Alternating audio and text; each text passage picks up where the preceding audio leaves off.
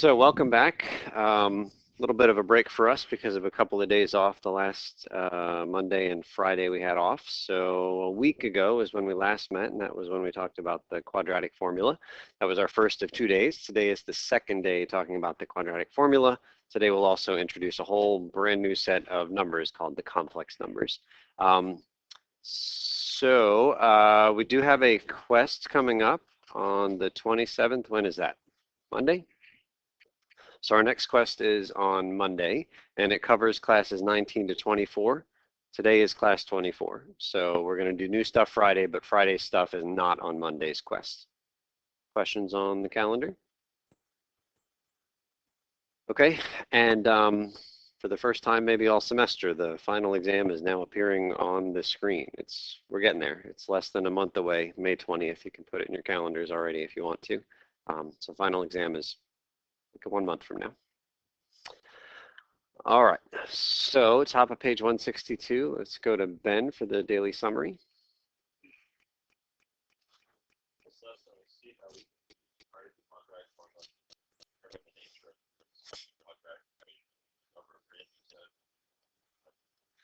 Okay, Savannah, 1. In our last lesson, we examined graph the y equals x.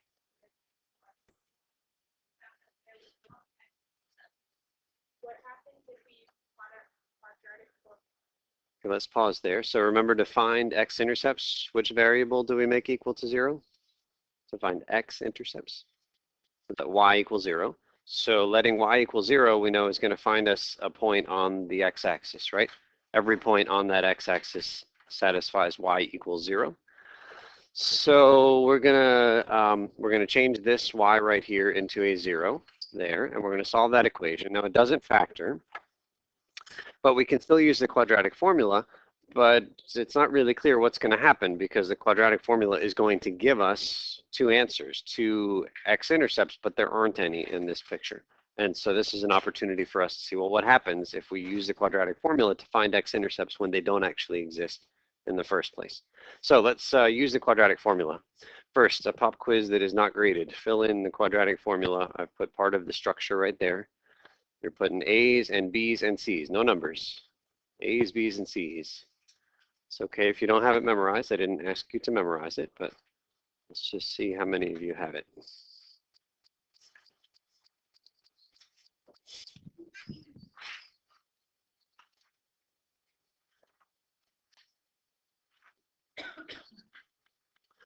Okay, once you've made your best attempt, go ahead and check your answer on the board.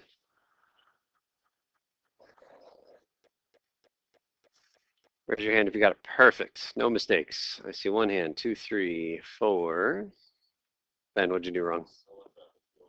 Left off the 2 on the bottom. All right, so let's actually apply the quadratic formula to this quadratic equation highlighted in yellow. So equals, first thing, negative b. So the opposite of -4 is 4. Plus or minus square root of b squared. How much is b squared? It's -4 and then squared. And then minus 4 times a, which is 1, times c, which is positive 5. All divided by 2 times a, 2 times 1. And then we'll do our calculation. 4 plus or minus square root of -4 squared. -16 or positive 16? Positive 16, right? And then, okay, minus, and then 4 times 1 times 5, that's 20. And then 2 times 1 is 2.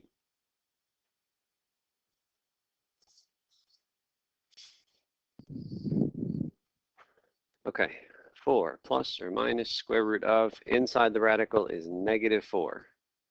And that's divided by 2.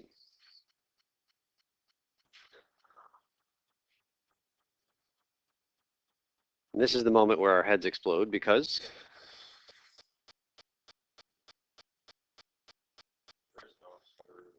square root of -4, what does it even mean? Like the square root of 9, what is it?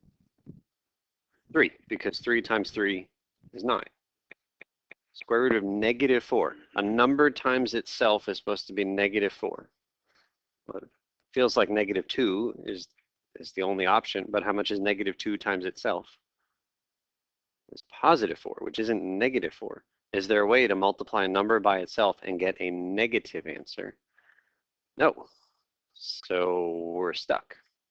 Okay, let's keep going. Number 2, Tyler.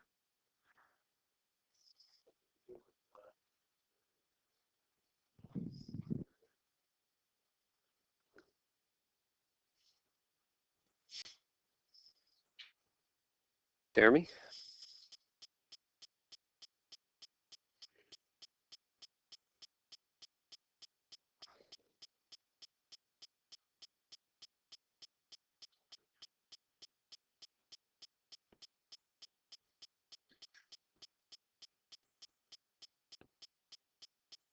Will, 3?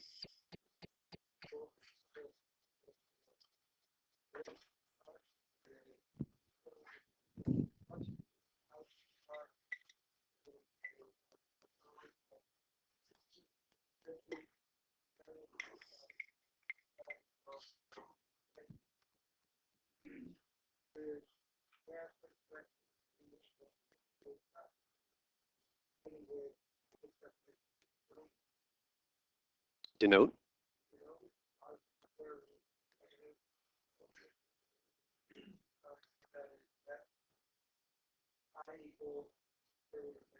Okay, so this is a brand new number. We're going to call it I. If we see the square root of -1, we're just going to change it to an I, and we're going to say this is a brand new number and it has meaning, and we call it I.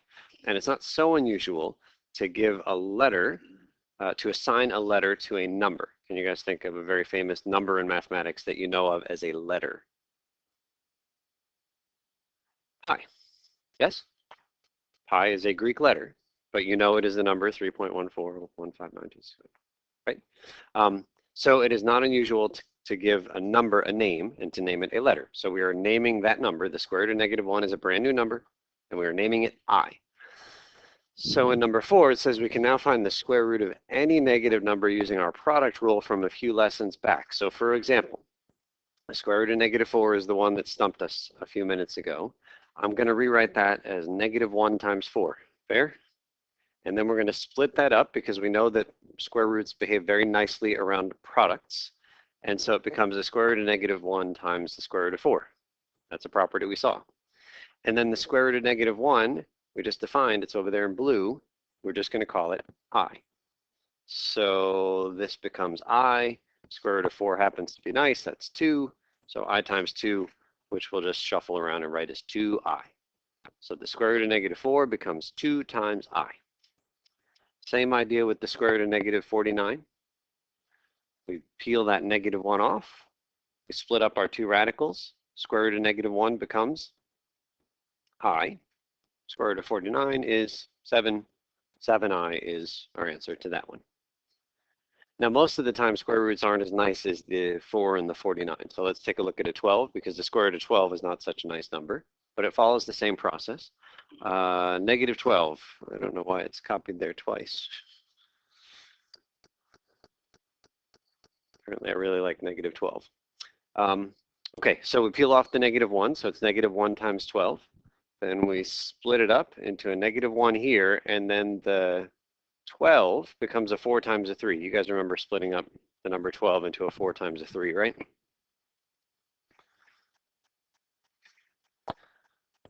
And then I see the square root of -1. What does it become? I. And then the square root of 4 times square root of 3, the 4 comes outside and becomes 2. And so I've got I, and I've got 2 outside the radical, and I've got 3 inside the radical. And then again, we'll shuffle things around. So 2 times I outside, radical 3 is at the end. 2I radical 3. Okay, so big conclusion. We'll highlight this in yellow. If you see the square root of a negative number, you put an I in the front and you make the number positive. That's what the examples above illustrate. Square root of a negative number, put an I in the front and make it positive. So a quick example that isn't on the page. Square root of -13. Can you guys write that differently? So go ahead and write this. It's not on the page. So what goes in the front? I. And then what's the other change? Square root of 13. We put the I, we make that negative a positive, and we're done. Okay? Okay. All right. So numbers of the form a plus b times I are called complex numbers. If b is 0, it's a real number. So for example, 3 plus 7i is called a complex number.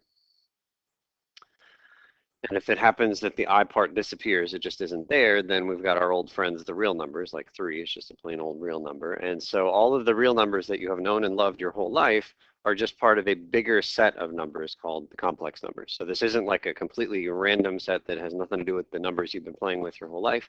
It's just an enlargement of the set of those numbers. Okay, so here's how we finish solving that problem that stumped us up above. We left off with a 4 plus or minus square root of negative 4 over 2. Yes? We changed that square root of negative 4 into what? A negative 1 times 4 is good. That negative comes outside and becomes an I, and the square root of 4 becomes 2. So we go 4 plus or minus 2i, all divided by 2. And then just like before, we split this into two fractions, right? 4 over 2 plus or minus 2i over 2. And then we can reduce those two fractions separately. So it simplifies to 2 plus or minus I. Good question. So if you were writing a nice number, you'd put it in the front of the I. But if you were writing a radical, you'd put it after the I. The reason we don't want to put the I here is that if you aren't careful, it might look like the I is inside the radical. So that's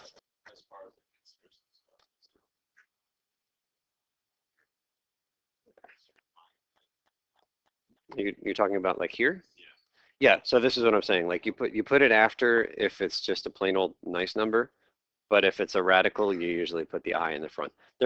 Either way is okay. This is just the traditional approach. Okay, so let's go to the next page. Before we jump into number 7, I got a quick question. The quest corrections, I haven't actually looked at them yet, but can you remind me what percentage of the points did I say you'd get back? 100%. If you're gonna lie, you could at least say like 500%. Like, just why not go for the moon? It was either 50% or a third. Can you remind me? I think you said up to half. Did I say half? That's what I thought it was. Bunch of liars in this class. My goodness. All right, 7. Let's go to Kayla for 7.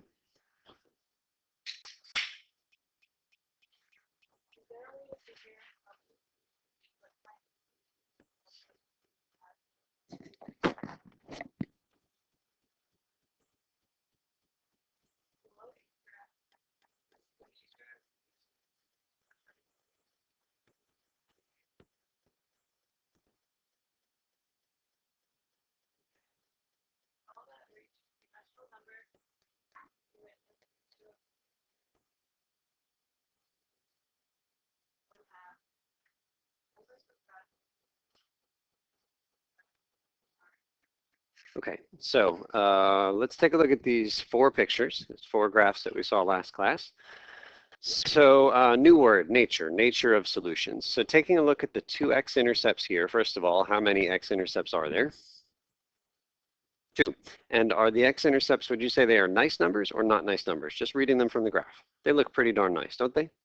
Okay, so the word nice is not a good mathematical word, so I'll call it nice, but really rational is what we should be calling it. Rational means a fraction, like 1/2, or -6 over 1 is that first fraction, -6. Right?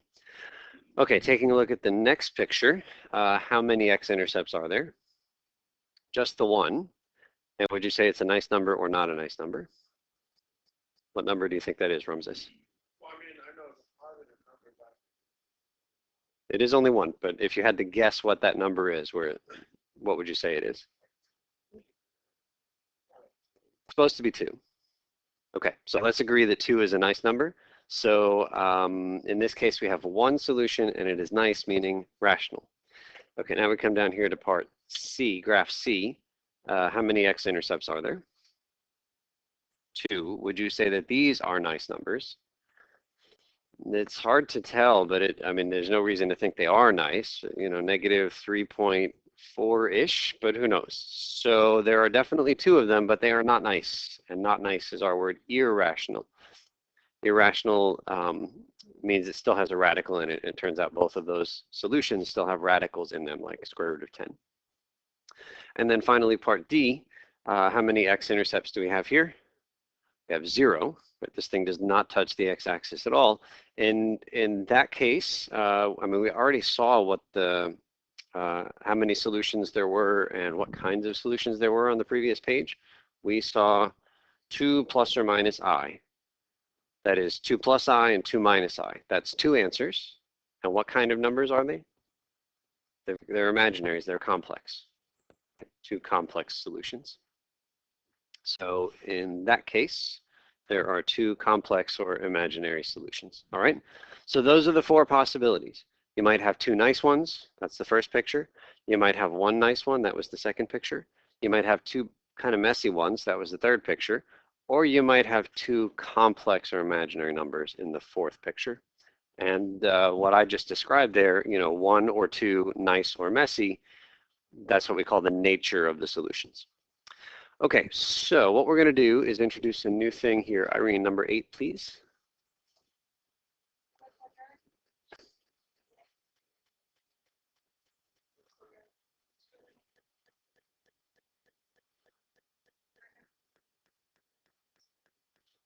That expression, where have we seen it? It's in the quadratic formula, yeah?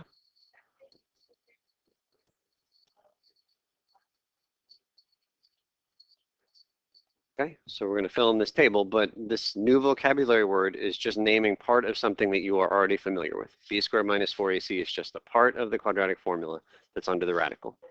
So here's what we're going to do. We're going to calculate the discriminant for each of these quadratic equations. So can I give you guys 2 minutes in your groups to calculate the discriminant? It's just like doing a small part of the quadratic formula. So you know how to pick off the a, b, and c from the equations, fill them in, and calculate b squared minus 4ac. So those are our 4 answers for the discriminants for those 4 quadratic equations. Now we're just going to copy in the right-hand column the nature of the solutions, and these are listed up by the graphs up above. So the very first graph, graph A, you can read it, it's off my screen, but you can read it on your page. What were the nature of the solutions for graph A? How many? 2, and what kind? 2 rational solutions, yeah? And then so we're just copying this from up above. And then graph B, how many?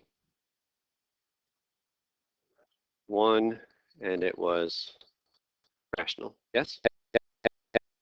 Don't copy from the board, copy from the graphs that are in front of you. And then graph C, how many? 2, and they were irrational. I'll abbreviate that IRR.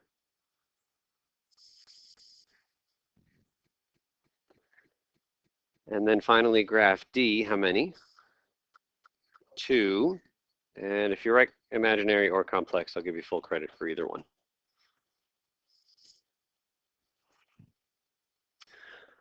Okay, so the question is it possible for us to figure out these answers, the nature of the solutions, without having the graphs in front of you? Because the graphs were generated by a computer, and you're not going to have them in front of you on a quest or a test. So here's the deal. Imagine that you were doing the full-fledged quadratic formula, this whole thing right here, to solve those quadratic equations. And we just have in front of us right now this thing that we're calling the discriminant, the thing underneath the square root. In this first case, it was a 49. So imagine a 49 living right there. What happens when you take the square root of 49? It becomes 7, which all of a sudden is a nice number, a rational number, yes? And so when you do the rest of it, I'm not going to do the rest of the calculation. We don't need to. But all we know is that we're going to do this negative b, whatever it is, some number, plus or minus 7, something nice, divided by 2 times whatever. And so how many answers are we going to get? We're going to get 2 of them. And are they going to be nice or not nice? They're going to be nice because 7 was a nice number. And so the reason that 49 gave us two nice solutions. What was special about 49? It was a perfect square. That's what made it. You're going to get two rationals. It's exactly what Ramza said is the generalization we're after right now. If that discriminant is a perfect square, you are going to get two rational solutions every time. This is, you'll see this written on the next page, so don't turn the page just yet. That was a 0. Imagine right in here, a 0. Square root of 0 is 0. So when I do this plus or minus 0, adding 0 or subtracting 0, both have exactly the same effect, and that is they have no effect. Yes? So all of a sudden, that plus or minus, which typically gives you two different numbers, is all of a sudden going to give you a single number, or more precisely, the same number twice. Is there any other way? No other way. 0 is the only way that we can get a single solution, right? Because of that plus or minus. Plus or minus is two things. It's just abbreviated. But the only number that you can add or subtract, and it does the same exact thing, is 0. And so the only time you're going to have one solution is if you have a 0 for the discriminant, and automatically it's going to be a rational solution because the square root of 0 is nice. It's just plain 0. Okay, let's take a look at this next guy, 24. So now we're imagining a 24 right there. Is the square root of 24 a nice number? Not particularly. So we're going to get two solutions because one of them will have a plus square root of 24 and the other will have a minus square root of 24. And they're both going to be messy solutions. What's the mathematical word for messy? Irrational. So what made 24 not so nice, whereas 49 was nice? Yeah, 24 is not a perfect square. So if you've got a perfect square sitting under there, great, two rational solutions. But if it's not a perfect square, no problem. Two irrational solutions, automatically.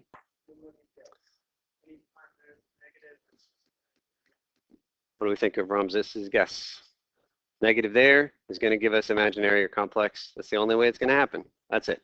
So on the next page, all of this is summarized. So we'll give credit where credit is due. Ramzes's theorem, that's what we'll call it. Have I spelled your name right?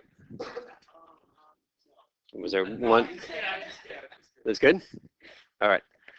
Okay, so it's all written out there. It's exactly what he had guessed. If you get 0, then you're just going to get the one solution, and it's rational. If you get a negative, you're going to get 2, and it's automatically complex or imaginary. If we're positive, then you have to ask the follow-up question, is it a perfect square or not? If it's a perfect square, 2 rational. If it's not, 2 irrational. Okay? So these things right here I'm going to highlight in yellow. This is what we mean when we talk about the nature of the solutions, and you're about to find them on the activity. Okay? So jump to the activity, raise the flag if I can help.